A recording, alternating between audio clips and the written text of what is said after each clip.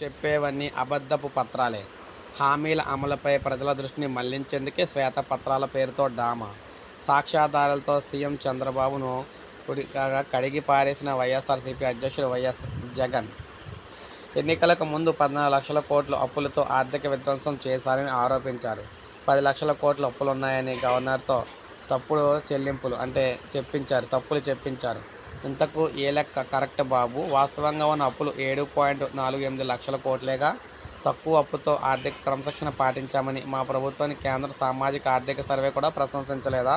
2019 మే 30 నాటికి ఖజానాలో 100 కోట్లే ఉన్నా మేము 2.27 లక్షల కోట్లతో పూర్తిస్థాయి బడ్జెట్ అయితే ప్రవేశపెట్టాం.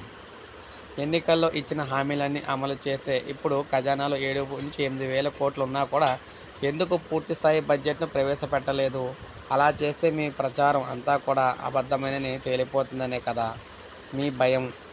హామీలు అమలుపై ప్రజల నిలదీస్తారనే భయంతోనే కదా మాపై దాడులు విధ్వంసాలు చేస్తున్నారు. ఆంధ్రప్రదేశ్ అంటే అరాచకం, ఆటవికం, రెడ్ బుక్ పరిపాలనగా మార్చేశావు.